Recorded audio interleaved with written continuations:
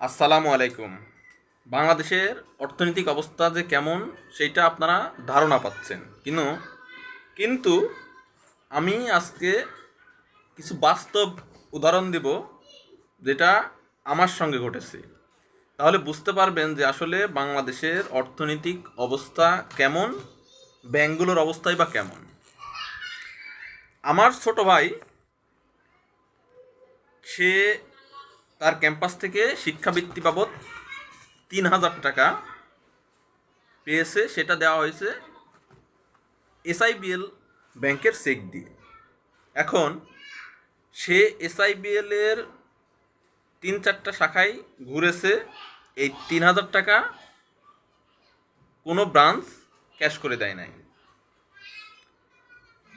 এরপরে পূবালী ব্যাংকে জমা দেয় সেই চেক ক্লিয়ারিং হিসাবে, সেখানেও টাকা ঢুকেছে, পরের দিন আবার অ্যাকাউন্ট থেকে আবার ব্যাক করে নিয়ে যাওয়া হয়েছে মাত্র ৩,০০০ টাকা। আরও একটা ঘটনা, যেটা এসআইবিএল ব্যাংকে টাকা থাকা সত্ত্বেও, মানে আমার অ্যাকাউন্টে টাকা থাকা সত্ত্বেও তারা ২০,০০০ টাকার বেশি দিতে পারবে না। এমনকি যাতে করে ওই অ্যাকাউন্টে টাকা না ঢোকে সেই ব্যবস্থা করার জন্য অনুরোধ জানানো হয়েছে, এবং সেই ব্রাঞ্চের ম্যানেজারের সঙ্গে আমি কথা বলেছি পার্সোনালি। তিনি আমাকে যেটা বলেছেন যে, ভাই আপনি যদি আমার মাথায় বাড়ি দেন, আমাকে মারেন, তারপরেও আমি টাকা দিতে পারবো না, এবং আমি আপনাকে জিজ্ঞাসা করব না যে ভাই মারলেন কেন।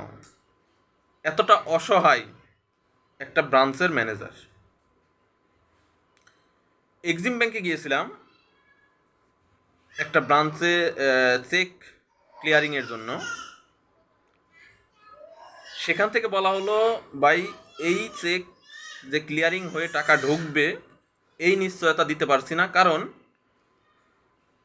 আন্দোলনের সময় থেকেই বা শেখ হাসিনা দেশ ছেড়ে পালানোর পর থেকেই এরকম চেক পরের দিন সকালে মেসেজ আসে যে এই চেক ক্লিয়ারিং হবে না বা এই টাকা ঢোকানো যাবে না। এমনকি তার বক্তব্য অনুযায়ী ৪,০০০ টাকার চেকও তার কাছে ফেরত এসেছে, এটা ক্লিয়ারিং হয় নাই, ওই ব্যাংক টাকা দিতে পারে নাই। সেমভাবে আপনার যে বড় ব্যাংকগুলোর মধ্যে ইসলামী ব্যাংক, সেও তার চেক ক্লিয়ারিং হচ্ছে না, এবং আরটিজিএস সিস্টেম পুরোপুরি বন্ধ। এখন প্রথমে ১,০০,০০০ টাকা, তারপর ২,০০,০০০, ৩,০০,০০০, এখন চলতেছে ৪,০০,০০০ টাকার, মানে সিস্টেমতে ৪,০০,০০০ টাকা ক্যাশ থেকে তুলতে পারবে। এমন ব্রাঞ্চ আছে যে এই ৪,০০,০০০ টাকাও একবারে দিতে পারছে না, ২বার ৩বারে দিচ্ছে। তাহলে ভাবুন যে আসলে ব্যাংক ব্যবস্থার বা টাকা পয়সার মানে কি একটা অবস্থা করে গেছে শেখ হাসিনা। আমি এসআইবিএল ব্যাংকের ম্যানেজারের সঙ্গে যখন কথা বলি, তখন আমি বলছিলাম যে আপনারা যখন এসআইবিএল এর এস আলম গ্রুপের লোক এসে টাকা চেয়েছে, আপনারা নির্দ্বিধায় টাকা দিয়ে দিয়েছেন, তখন এত বাজ বিচার করেন নাই, কিন্তু এখন আমাদের টাকা আপনারা আটকিয়ে রাখতেছেন অন্যায়ভাবে, অবৈধভাবে।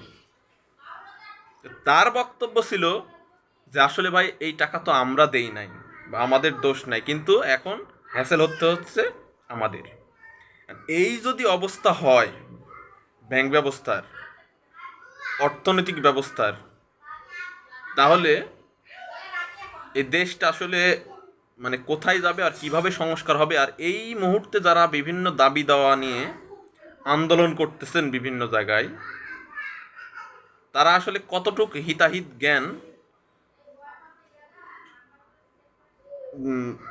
জ্ঞান রাখেন সে বিষয়ে আমার সন্দেহ আছে। সো দেশটা আগে ঠিক করুন, দেশের অর্থনৈতিক অবস্থাটা আগে ঠিক হোক, সবার ন্যায্য দাবি পূরণ হবে ইনশাআল্লাহ। ধন্যবাদ।